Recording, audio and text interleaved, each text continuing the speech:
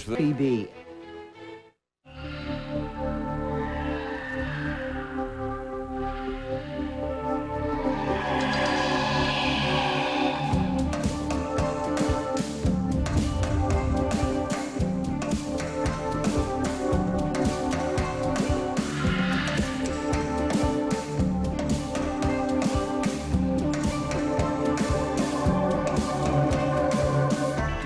Here on OPB Thursday night at 9.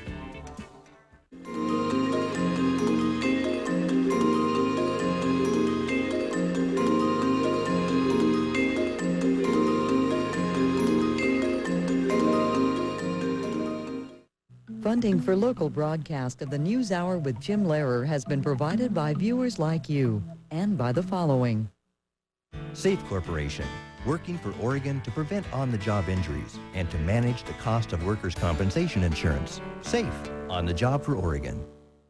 Centennial Bank, helping Northwest individuals and businesses explore and evaluate opportunities with a broad range of comprehensive financial products and personalized customer service.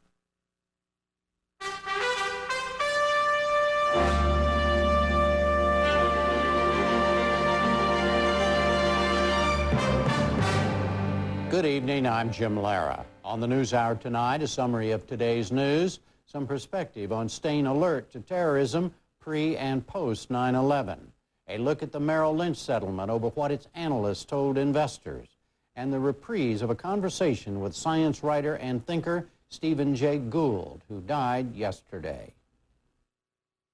Major funding for the NewsHour with Jim Lehrer has been provided by Imagine a world where we're not diminishing resources, we're growing them. Ethanol, a cleaner burning fuel, made from corn. ADM, the nature of what's to come. And by SBC Communications. From high-speed internet access and voice services to data transport, networking, and e-business solutions, when it comes to providing what it takes to help the world communicate, we're on it. SBC Communications. And by the Corporation for Public Broadcasting. This program was also made possible by contributions to your PBS station from viewers like you. Thank you. The FBI warned today terrorists might attack the Statue of Liberty and other landmarks in New York City. Police Commissioner Raymond Kelly confirmed a warning about general threats, but he gave no details. Major news organizations reported the information came from Afghan war captives and had not been independently verified. Defense Secretary Rumsfeld had a warning of his own today. He predicted terrorists will obtain weapons of mass destruction someday and use them. At a Senate hearing, he said at least 5 countries with ties to terror groups have been developing chemical and biological arms. They're also aggressively trying to get nuclear weapons. Also today, the State Department reported one of those countries, Iran, remained the most active sponsor of terrorism last year. We'll have more on terror threats in a moment. Airline pilots will not be allowed to have guns in the cockpit. The head of the new Transportation Security Administration announced that today at a Senate hearing.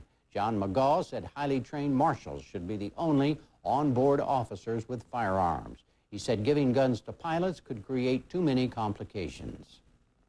14,000 more pilots in airports carrying weapons. How many of them will want to do that, and how many will be able to pass the qualification?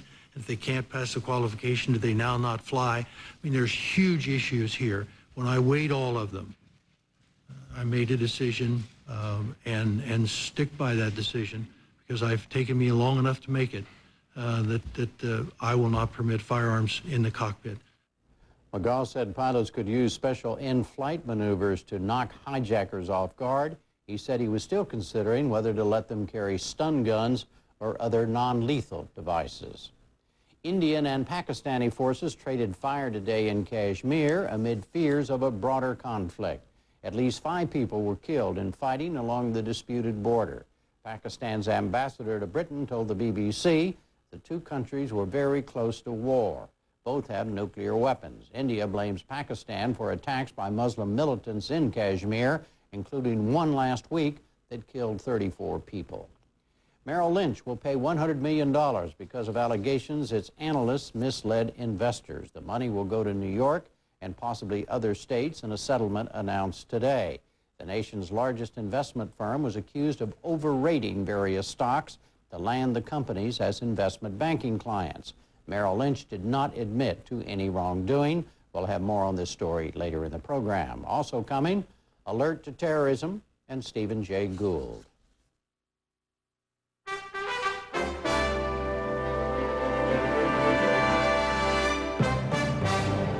Staying alert before and after September 11. Kwame Holman begins. From the White House to the Pentagon to the Capitol, official Washington reacted today to the controversy over terror warnings. This morning, the New York Times reported Attorney General John Ashcroft and FBI Director Robert Mueller were told of an FBI agent's concern over suspicious pilot training within days after the September terror attacks, but did not tell President Bush.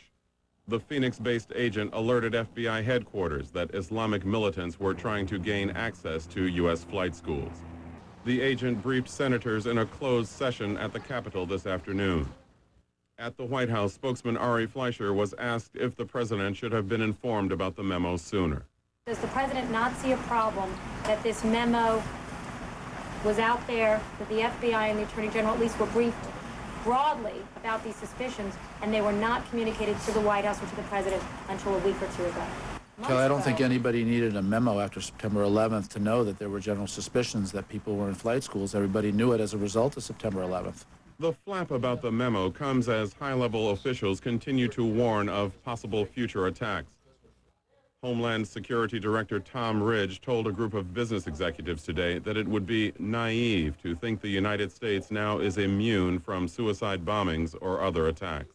While we prepare for another possible terrorist attack, we need to understand that it's really not a question of if, but a question of when.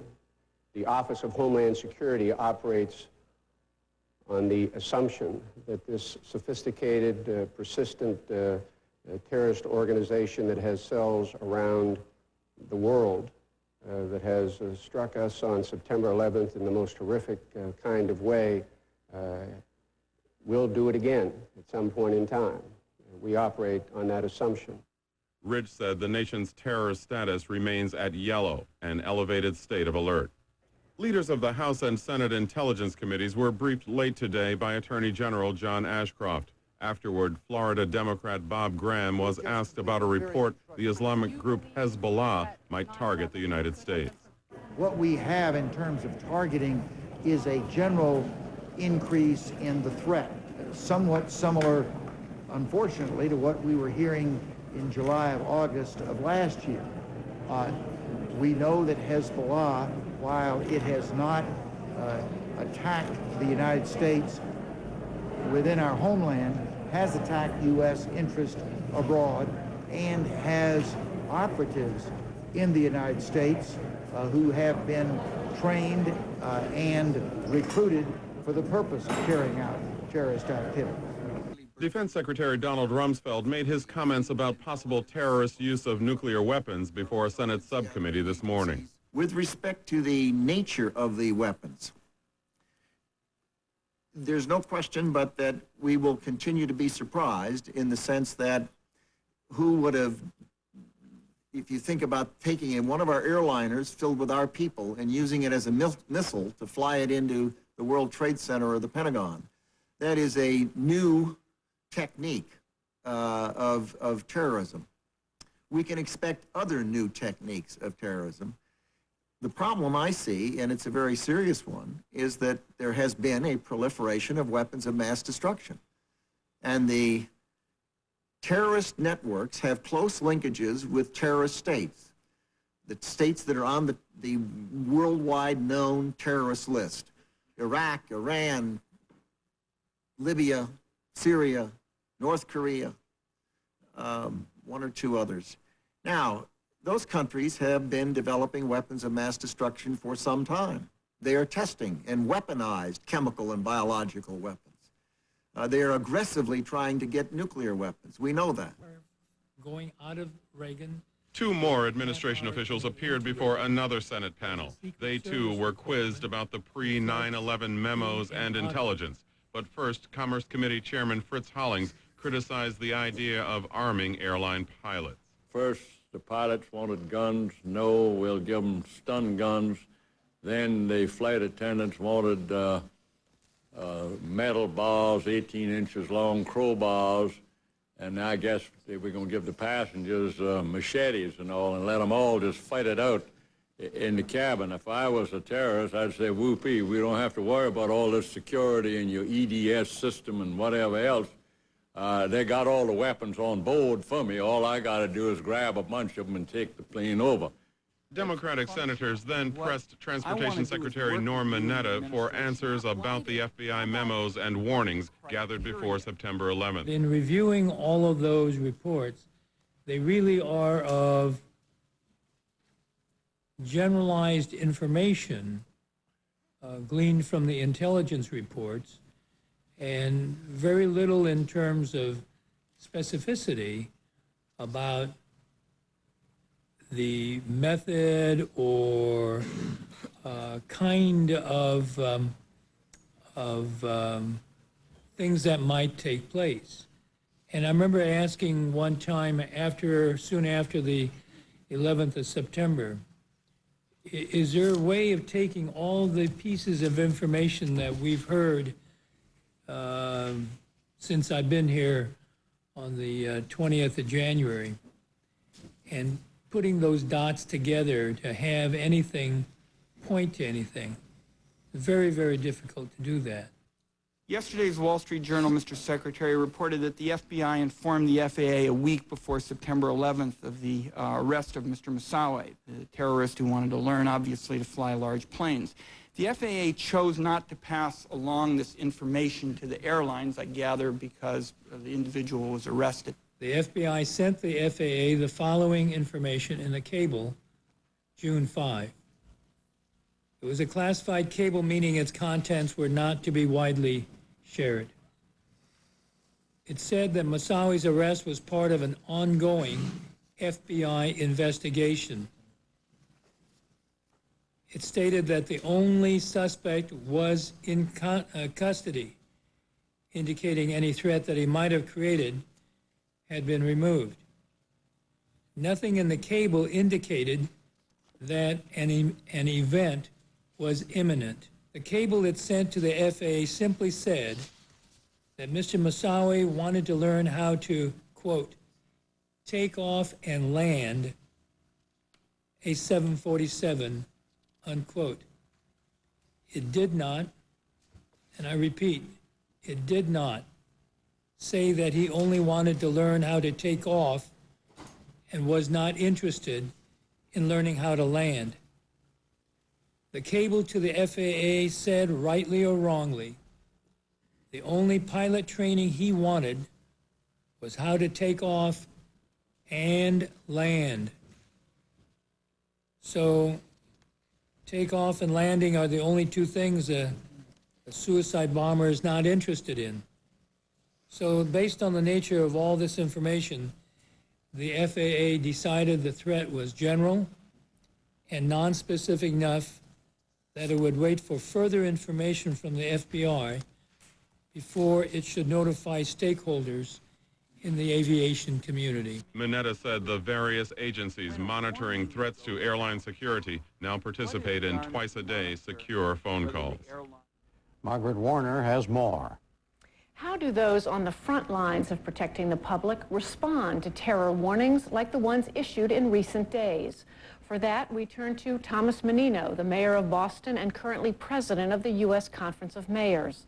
Robert Olson, the police chief in Minneapolis and currently president of the Police Executive Research Forum, an organization of big city police chiefs.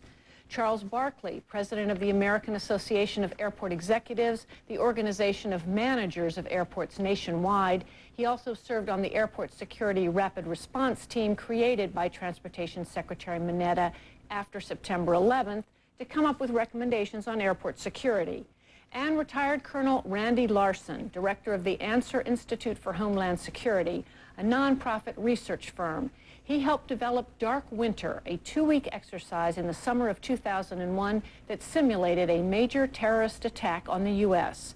He spent 32 years in the Army and Air Force. Welcome to both of you. Randy Larson, beginning with you. How useful are terror warnings of the sorts we've seen in the last few days? Well, these warnings, Margaret, need to go into two categories. First of all, general awareness for the public. I was a little bit disturbed this morning to find out by a recent poll that only 1/3 of the American public believe there are going to be future attacks. Now, I can't tell you it's going to be tomorrow or next week or even a year from now, but I can guarantee you there are going to be future attacks on this country from international terrorism. So that's the general awareness category that we all need.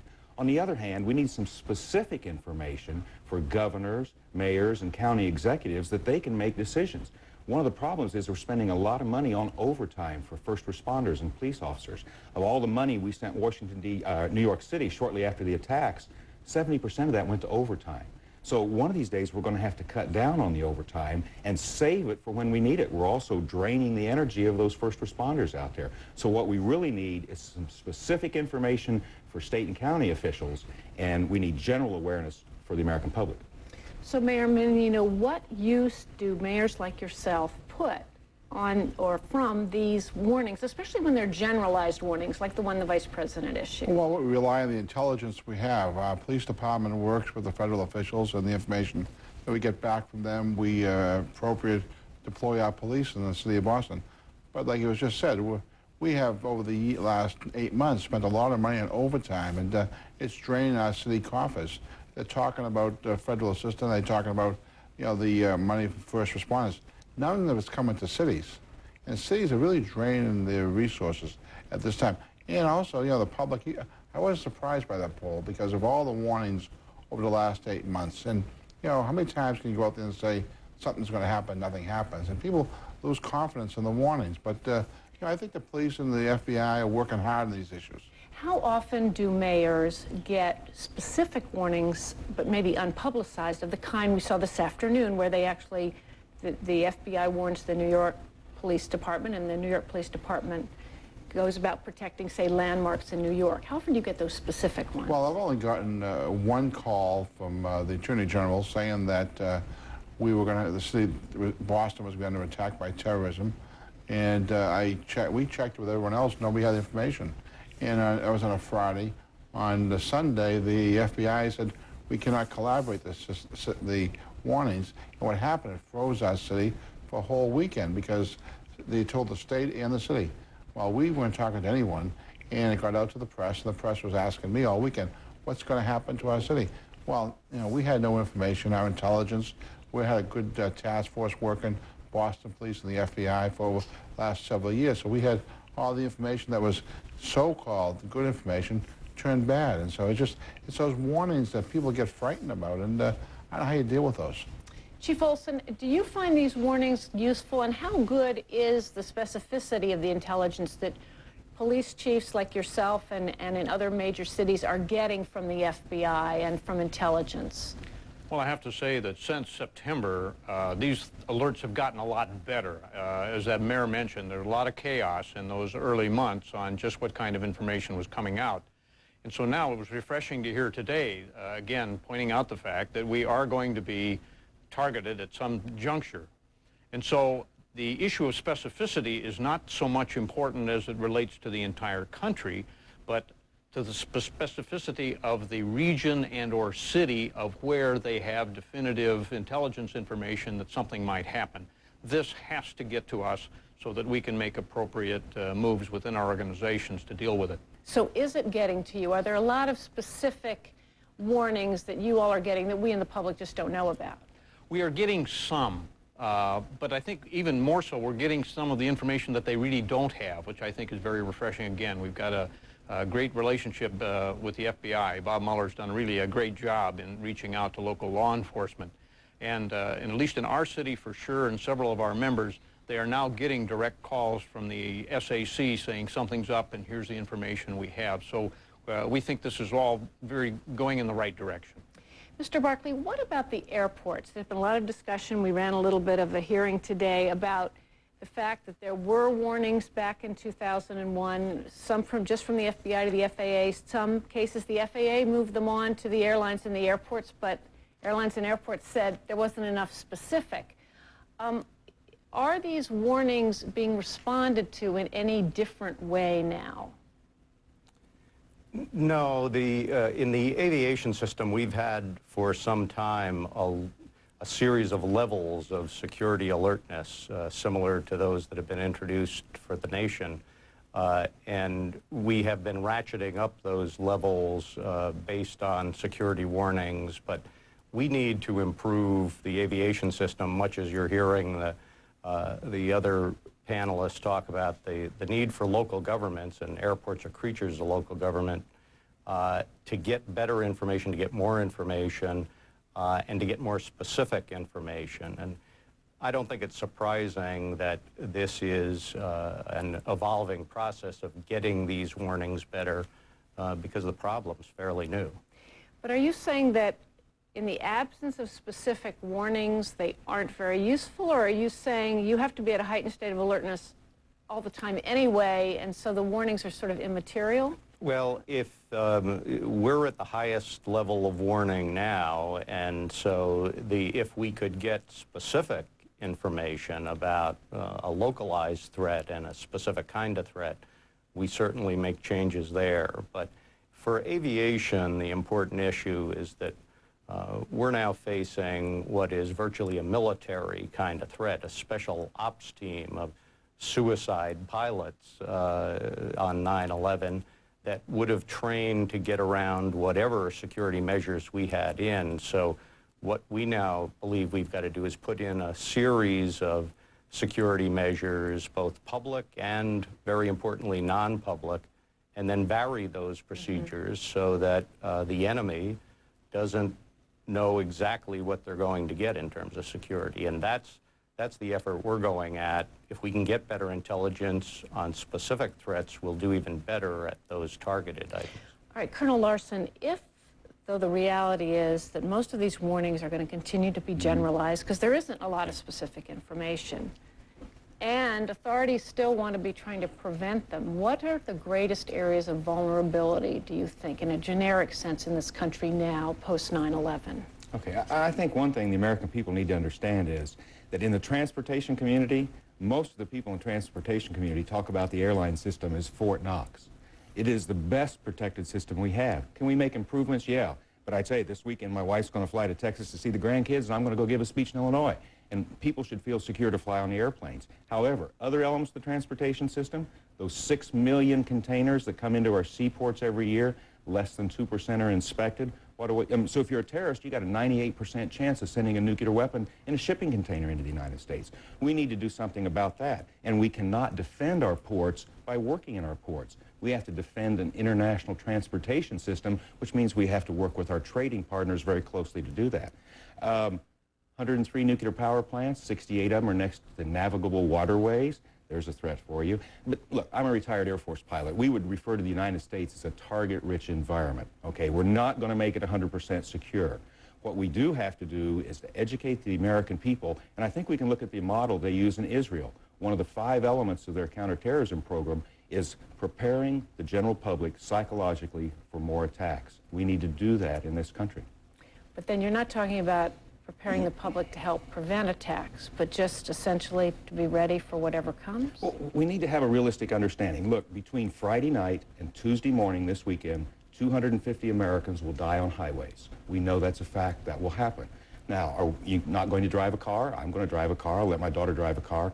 But what I will do is say, wear your seatbelt. You know, don't drink while you drive. Be a defensive driver. There's certain things we can do. And it's the same thing for the anti-terrorism of protecting ourselves. We need to remain vigilant. Mayor Menino, how much guidance are mayors getting from the feds, from federal officials, in terms of identifying their areas of greatest vulnerability, whether it's their port, whether it's their power stations, whatever? Or is this something you all have to do on your own? Well, most part, we, like I said earlier, we have this task force between the FBI and the Boston police that identifies certain locations. The colonel was right on the waterways. We have LNG tankers that come right into Boston Harbor to residential natural gas. And that's a real explosive issue. And I've been dealing with that with the Coast Guard for the last 8 months. Yeah, for years this came in, but the world has changed forever. And how do we deal with that? some of those ships that come from Algeria. And what do we know who's getting onto those ships? There's an issue also that we have to deal with, and we're trying to deal with the Coast Guard and those issues. But let me tell you, one of the things I think is hopeful in all these things is Tom Ridge. Tom Ridge has been very helpful to cities of America over the last several months. He's responsive. You know, people say he needs more power. He sure does need more power because he's the most responsible federal official we have. But what specifically do you get from him in his office? Well, he gets from Tom Ridge's advice, help, and information. And that's what we need. And sure, we'd like to have resources, and that's another battle we'll go through. But at least we have a contact, somebody who will talk to us and give us the information that we need to deal with the situation. Like when the LNGs were coming into Boston Harbor, he gave us information. He worked with us on those issues. That's what we need.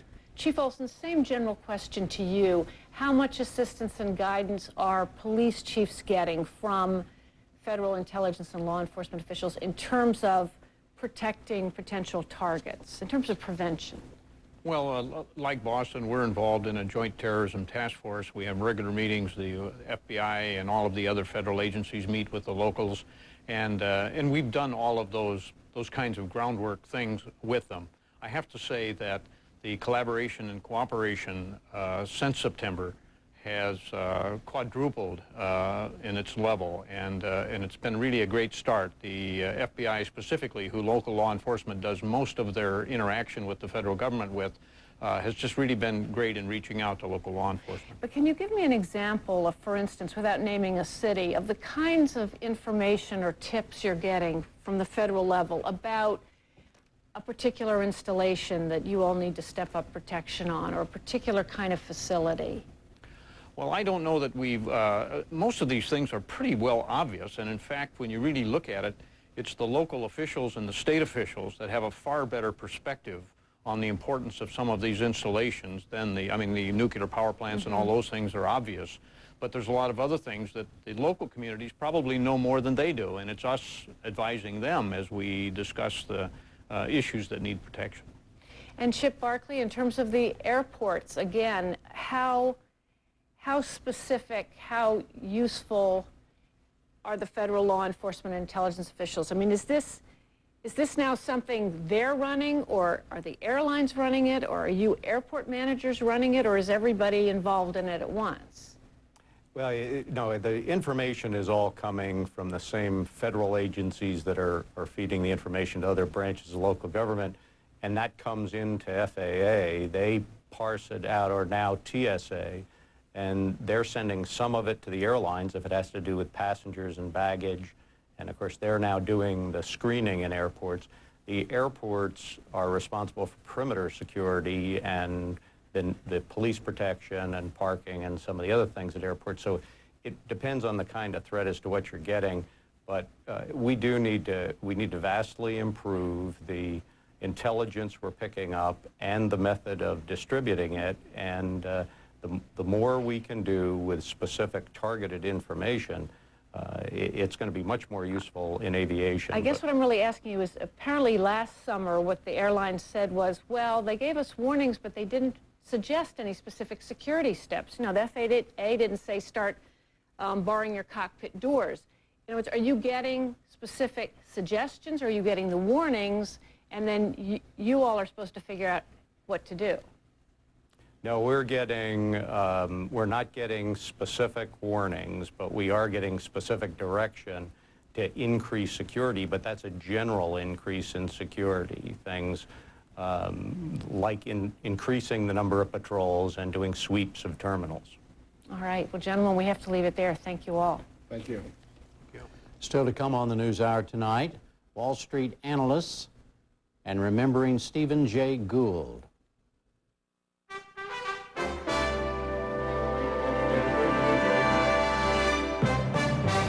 The Merrill Lynch settlement and a Gwen Eiffel. The stock market roller coaster has exacted an especially high toll on internet and telecommunications companies. But the financial services industry, where analysts and investment bankers fueled each boom and bust, has come under tough scrutiny too, with government investigators now making a case against Wall Street itself. Specifically, that many Wall Street analysts hyped companies their own firms were doing business with.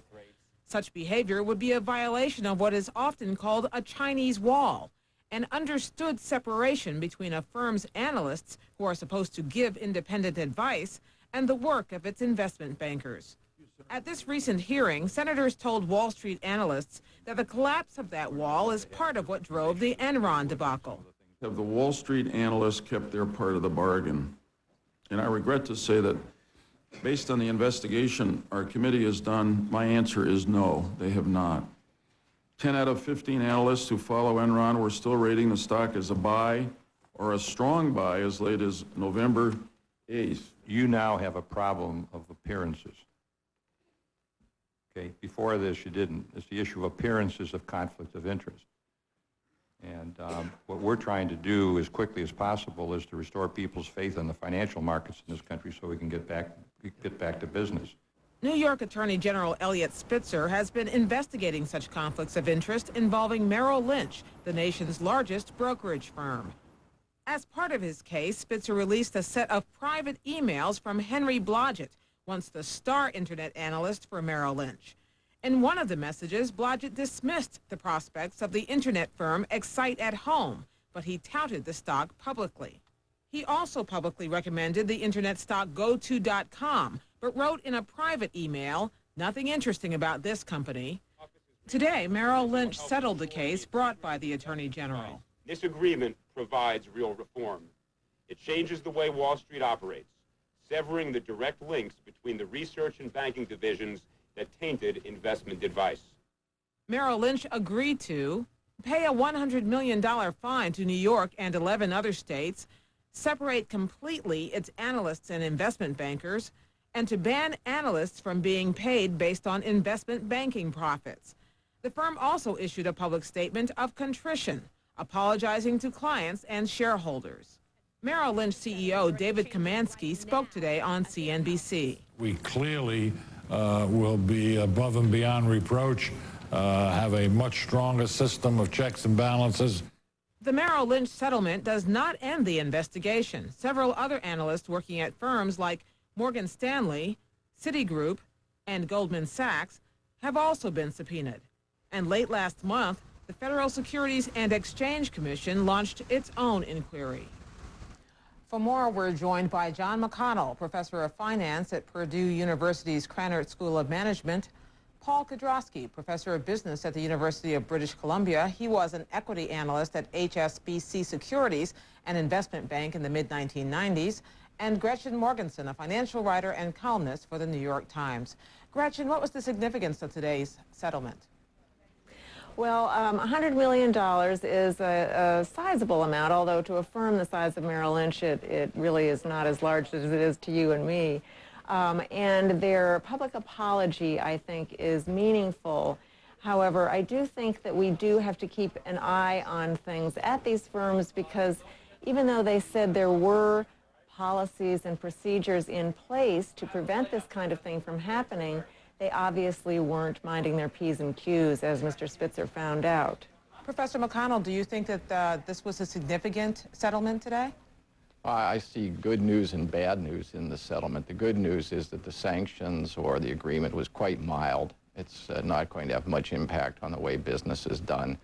The bad news, as I perceive it, is that Mr. Spitzer was able to get away with it, basically legislating by the threat of criminal indictment. I think that's a very unfortunate precedent to set for the Attorney General. How about that, Professor Kudrowski? Was there an unfortunate precedent set by the Attorney General's prosecution of this?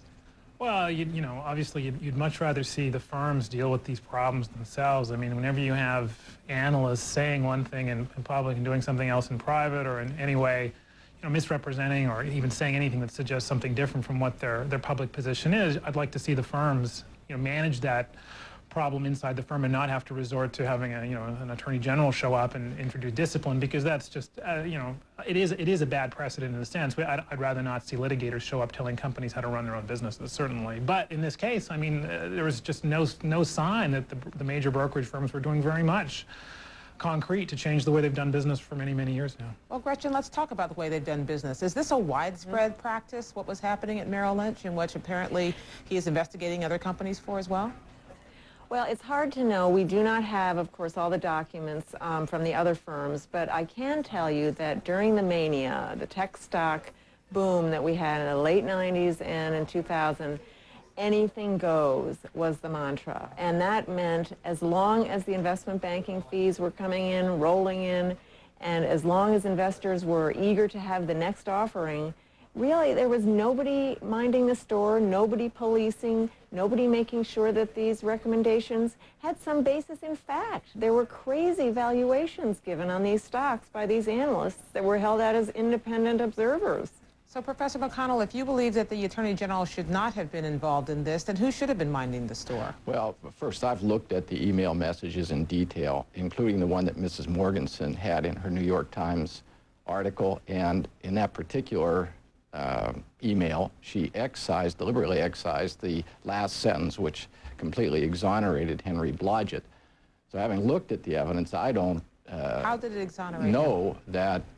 that I've seen evidence that there's anything wrong, and so I'm bewildered by the rush to somehow correct a problem that I don't perceive existing. But share with us, how do you believe that that last detail in the email exonerated Henry Blodgett? Sure, let me read it to you. I'll be happy to do so. Here I have it, if I can find it in my notes. The last sentence was as follows. It is hugely ironic to me that we are being investigated for potential conflicts of interest over a stock that we put a neutral on, and after that we upgraded it, doubled it, and downgraded it, dropped 40%. If there was ever a better example of independent, high-quality research, I don't know what it was. Gretchen, is that exoneration? Not in my view at all. I mean, his idea of what a neutral was on that stock was 8 pages of breathless recommendation to buy it. It really was not neutral at all. Professor McConnell, is there a possibility, is it even possible for complete separation between these two between these two parts of the same whole, which is to say the analyst, the research arm of a company, and the investment banking? Is that even doable? Well, I tend to think in terms of letting the markets separate and regulate our enterprises, and if an institution such as Merrill Lynch or any other financial institution is not providing its customers with the services they demand and expect, there are many, many, many alternatives available. Discount brokerage firms, full-service brokerage firms, incredible opportunities for individuals within the U.S. to trade through any number of mechanisms. And if Merrill Lynch or any firm is somehow deceiving their customers and clients, they will go elsewhere. That's the beauty of the American capital market. We're not forced to participate. And if we do choose to participate, we can participate by any mechanism or any vehicle or any avenue that we desire. So Professor Kudrowski. I think that's true, but I mean, having been on both sides of the fence on this one, I mean, there's sort of a deeper context here, which is that insiders in the business, the sophisticated investors, people like Fidelity, the big institutions buying stocks, they know that analyst estimates, aren't worth the paper they're written on. It's largely sort of obfuscation and cheerleading and, general confusion and noise. But people like retail investors, the waves and waves of people like you and I who showed up in the markets over the last decade, they didn't know that. No one gave them a crib sheet telling them this is the way the game works. And so now, we're all standing back saying, well, you should have known better. And I think to some extent, caveat emptor, buyer beware does apply. But by the same token, there's an awful lot of, sub-message here that these folks didn't get. They didn't know that analyst estimates were, largely come back from the company. They don't know that the recommendations that analysts make, it's very difficult for it not to be influenced by investment banking relationships. I've been there, I saw it. Well, Gretchen, tell us who was hurt by this? When we're talking about individual investors, are we talking about large investors and small people, small time? What are we talking about? We're pretty much talking about probably newcomers to the market, which were coming in droves, as you know, in 95, 96, and through 2000. They were lured, of course, in by low-cost trading, which was, much different from the way it had been in the early 90s or 80s. I guess my fear about the whole thing, Gwen, is that this really goes to the heart of the trust in the capital markets. The idea that a firm's research is somehow related to its investment banking deals is going to give investors pause about whether or not they should buy stocks at all. So the fact that there were no internal police mechanisms at these firms to prevent this thing from happening is troubling to me, because I know America has the best capital markets in the world, and they ought to stay that way. Well, Professor McConnell, what about that? Has trust been undermined by individual investors in the market and in these companies? Well, let me go back to the point that there was no internal monitoring. Again, I've looked at the evidence, and I have not seen the massive breakdown in the internal mechanisms that have been so widely declared. That's the first point. As regards trust, we have money invested in our capital markets from every country in the world. I have basically my entire retirement fund invested in equity markets, and have had for 30 years. So I personally have complete faith in the integrity of our capital markets. Does that mean I haven't lost money? No, of course not. But that's to be expected. It's a risky undertaking, and sometimes we're going to lose, and sometimes we're going to win. Well, let me ask you about the things that Merrill Lynch agreed to today in this settlement with the Attorney General. They agreed to change compensation for analysts. They put that in a different stream, and they agreed to this complete separation we're talking about. Was that an admission by Merrill Lynch that they were doing things the wrong way before? First, I don't know what their compensation strategy was before the fact, so I don't know to what extent this is a change in their practice. My understanding has been, and I defer to Professor Kodrasky on this point because he's worked on the street, my understanding is that the analysts are by and large paid on the basis of their evaluation by customers, that is the retail and wholesale brokerage customers. So I really don't know to what extent that's a change in Merrill Lynch's compensation strategy or techniques. Well, let me direct that question then to Professor Kodrasky as well. You know, it's all money to the same pot. So I guess in a sense it's hard to get away from the research salaries coming from investment banking. So the question, from my point of view, is just how explicit that connection is made. And Elliot Spitzer gave some documents showing how there had been explicit connections in the cases of a number of analysts, a couple, between the business they brought in from an investment banking standpoint and how they were paid as analysts. That's not a widespread phenomenon to make an explicit connection like that. But by the same token, I mean, money's money, whether it comes in from investment banking or comes in from other ways. At the end of the day, if it shows up in my paycheck, I'm not dumb. I can recognize that, and I know, how my bread gets buttered. Okay, Gretchen, now that the SEC is talking about getting involved in this investigation, what do you expect them to do, and what can their role be in this that the Attorney General hasn't taken on himself? Well, of course, they are the nation's securities regulators, so they are, on a federal level, obviously the top dog in this department, and they are already formulating new rules and regulations that they want the firms to adhere to with the other regulators, like the National Association of Securities Dealers. So, and they have said today in a statement that they will continue to investigate this, that this is by no means the last word on this matter. So I think that they will continue to do so. And does the settlement today protect these companies from civil lawsuits? Not at all. They are obviously open to any case that can be made by a lawyer. Of course, it has a lower threshold than a criminal case, the proof of it, but I think that these firms are still very vulnerable to that kind of civil litigation, whether it's in an arbitration or a class action lawsuit. So, Professor McConnell, in your opinion, will today's settlement change the way business is done on Wall Street? I want to go back to this point that Ms. Morgensen noted that the firms, are, particularly Merrill Lynch, are very vulnerable, but that presumes that the evidence is in fact as it has been portrayed. I'm personally not yet convinced of that case. So I think it's yet to be determined to the extent to which they are vulnerable. Now, the second point you just asked me, will it change the behavior? My own sense of reading the wire service reports on the settlement is that it's a relatively mild set of recommendations to which Merrill Lynch has agreed. Again, I defer to Mr. Kodrasky, Dr. Kodrasky, but my impression is that it's a little bit to do with compensation, and there's going to be a committee, an oversight committee. I think it's my experience, and again, I defer to Professor. Well, let me direct that question to Professor Kodrasky again. Absolutely. Is it going to make a change? yes and no, but not. It's going to make a change, but not for the reason that I think it's been presented as. The thing that's going to change in the industry is there's now kind of a sea change in people's awareness of what independence really means. I don't think the specific sort of rulemaking that you see going on is going to materially change the way analysts work, but I think, you know, forcing people to be more aware that there are people out there who actually, you know, didn't understand the role of analysts and what objectivity means. You know, maybe that's in a small way a change that's rippling through the industry. Will it, you know, change things in a wholesale? I don't think so, unfortunately. Okay. I'm still kind of pessimistic about it. All right. Well, thank you very much for joining us.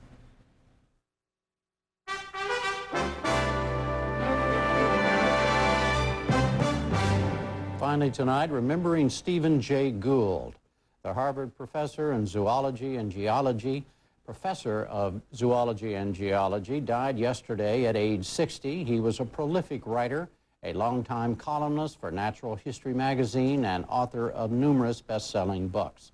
In 1996, he talked here on the NewsHour with David Gergen, editor-at-large of U.S. News and World Report. Their subject was his then newest book, Full House, The Spread of Excellence from Plato to Darwin. Here's a reprise of that conversation. Steve, you've written this very challenging book about evolution, challenging the notions that are in our heads. Maybe we ought to start with what the conventional notion is about evolution. The conventional view is more a result of what Western culture makes us want to think than what actually happened in the history of life. Darwin's theory of natural selection doesn't make any reference to any notion of progress or development or increasing complexity. It's only a theory about adaptation to changing environments. There is many ways to adapt to local environments by becoming less complex as by getting more complex, but for reasons of our history and our biases and our preferences, we very much want to spin doctor that theory and make it appear as though the history of life is a predictable rise to increasing complexity and progress. I think so that we can validate ourselves as the crown of creation. After all, humans have only been here for a geological eye blink in the 3.5 billion year history of life, and that leads to the frightening thought that we might be an insignificant little twig that was never meant to be and is here only by accident, which I think is right. But if we spin doctor the process and make evolution appear like a predictably progressive sequence, then our late evolution makes sense. I think that's why we do it. That's right. It's sort of there's a human arrogance, a notion that there's a ladder, that cells were at the bottom of the ladder and we're at the top of the ladder. That's how we always draw the history of evolution, from amoeba to human, or from crouched chimpanzee to upright white male in a business suit, thereby encoding other biases of our culture into the process. But evolution isn't that. Evolution okay, now what is it? Evolution is a process of constant branching and expansion. Life began 3.5 billion years ago, necessarily about as simple as it could be, because life arose spontaneously from the organic compounds in the primeval oceans. You couldn't begin by precipitating a giraffe out of this primordial soup. So you began the history of life with the simplest possible form of cellular life, namely bacteria.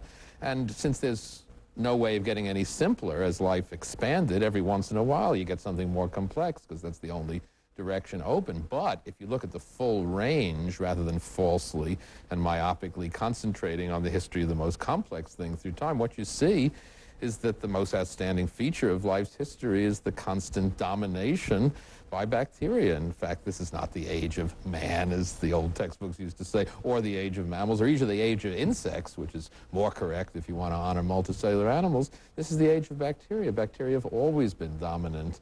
The bacterial mode, the mode being the most common form of life, has never altered in 3.5 billion years. We don't see it that way because bacteria are tiny and they live beneath us, but bacteria live in a wider range of environments. There are more just E. coli cells. That's only one species in the gut of every human being than there have ever been people on Earth. And if this report on Martian life is true, then the bacterial mode is universal. It's not only planetary, and there's no universality for little green men. So this is a bacterial planet. You can't nuke them into oblivion. They've always dominated life on this planet. As far as they're concerned, we're just little islands of mobile resources which they can exploit for a while. They're happy to let us strut and fret this little hour on the stage because they'll still be here when we're gone.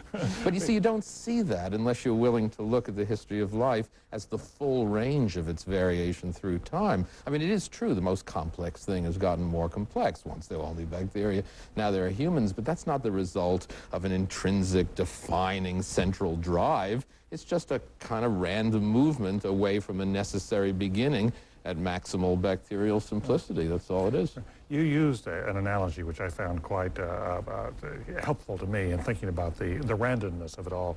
You talked about the drunk coming out of a bar and staggering. Could you? Yeah, it's an old statistical paradigm called the drunkard's walk, which is a wonderful way of illustrating how you can get directional and predictable motion within a totally random system. All right, here's the story. Drunk staggers out of a bar. Here's the bar. And he's leaning right against the wall of the bar. Now, he's staggering completely at random, back and forth. There's a gutter 30 feet away. He staggers 5 feet every time he staggers, completely at random, goes towards the bar as often as he goes away, except if he hits the bar wall, he can't go through it, so he just stands there until he staggers away. Now, where does he end up every time? Well, of course he ends up in the gutter. He falls down the gutter, the thing's over. We understand that very easily. He's going to end up in the gutter every time. It's like flipping 6 heads in a row because he staggers 5 feet. And so, but his movement is entirely random. The only reason he ends up in the gutter is that he's beginning next to this wall that he can't go through. History of life did the same thing. History of life began with a bacterium next to the left wall of maximal simplicity. So in its random motion back and forth, occasionally a species staggers over towards greater complexity, but it arises within an effectively random system. So, but the complexity is over here toward the gutter. Yes, yeah, the complexity is towards the gutter in that analogy. And the bar wall is home. Yeah. Now, what's interesting about that is that, the bar, in effect, is the left wall. It's the simplicity. You can't get any simpler than that left wall. You can't get simpler than a bacterium, so as life expands, there is a real trend. The real trend is the success and expansion of life. If you begin at maximal simplicity, there's no room to get any simpler. So what happens is this position of maximal simplicity, the bacterial mode, just gets higher and higher through the history of life. It's never moved. We just ignore it. We tend to look only at the most complex thing as it moves away from the wall. And what your other part of your argument was, though, that culturally, or in some fields such, or baseball, or say musical composition, there's not a left wall, but there's a right wall. In effect, how fine you can become, how terrific you can become.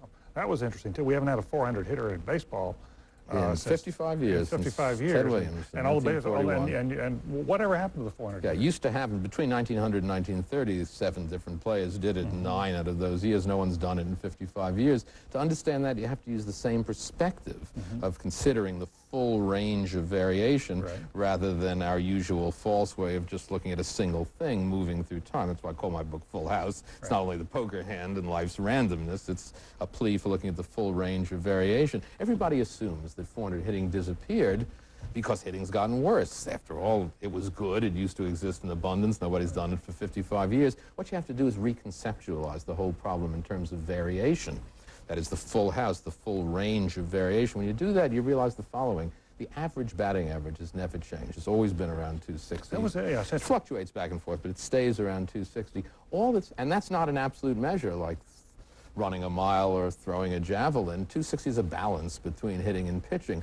The fact that it stayed 260 only shows you that the balance has been maintained. I say it's been maintained as everyone has gotten better. Hitting's gotten better.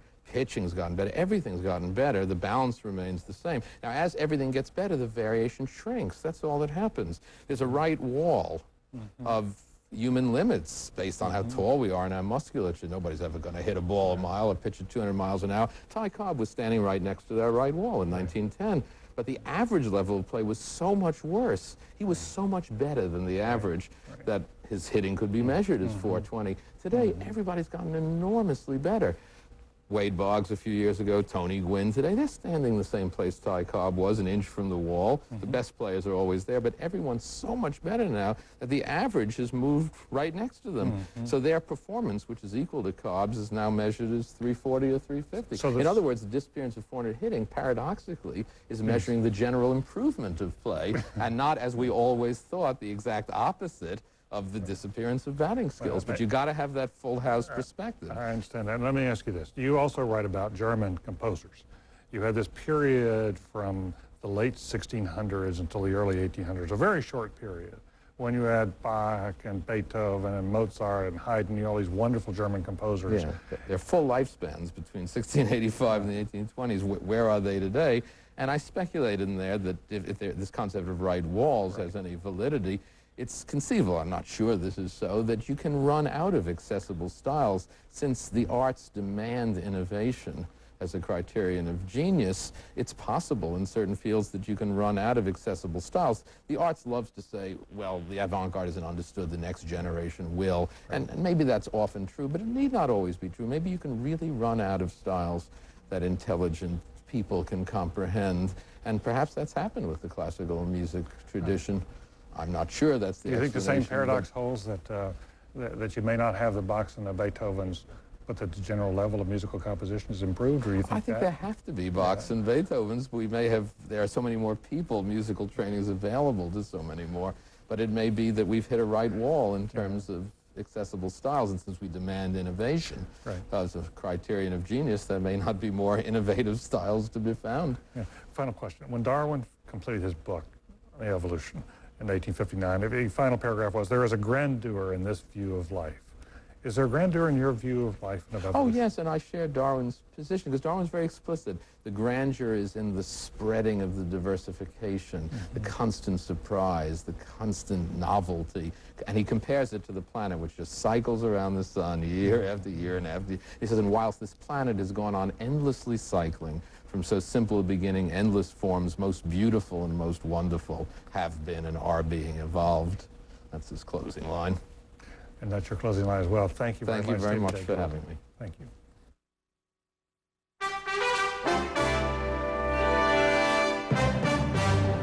Again, the major developments of this day. The FBI warned terrorists might attack the Statue of Liberty and other landmarks in New York City. Defense Secretary Rumsfeld predicted terrorists will obtain weapons of mass destruction someday and use them. And Merrill Lynch agreed to pay $100 million because of allegations its analysts misled investors. We'll see you online and again here tomorrow evening. I'm Jim Lehrer. Thank you and good night.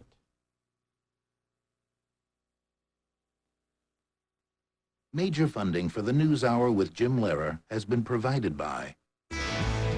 Imagine a world where no child begs for food. While some will look on that as a dream, others will look long and hard and get to work. ADM, the nature of what's to come. And by SBC Communications. From high-speed internet access and voice services to data transport, networking, and e-business solutions, when it comes to providing what it takes to help the world communicate, we're on it. SBC Communications. And by the Corporation for Public Broadcasting.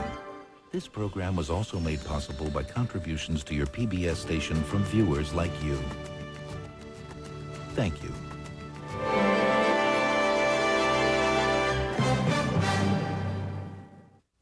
Video cassettes of the NewsHour with Jim Lehrer are available from PBS Video. Call 1-800-328-PBS-1.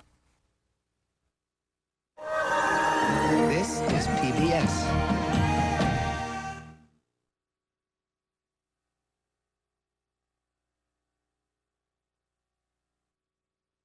Funding for local broadcast of the NewsHour with Jim Lehrer has been provided by viewers like you and by the following. Safe Corporation, working for Oregon to prevent on-the-job injuries and to manage the cost of workers' compensation insurance. Safe, on the job for Oregon. Centennial Bank, specializing in business banking with tailored products and personalized service to help Northwest companies grow. Centennial Bank, open for business.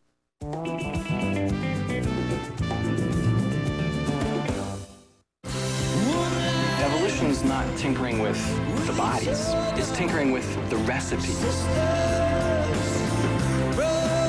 Next time on Evolution and... I look around. 95 to 99% of all species that have ever been on the planet have gone extinct. It's all next time on Evolution. That's tonight at 9 here on OPB.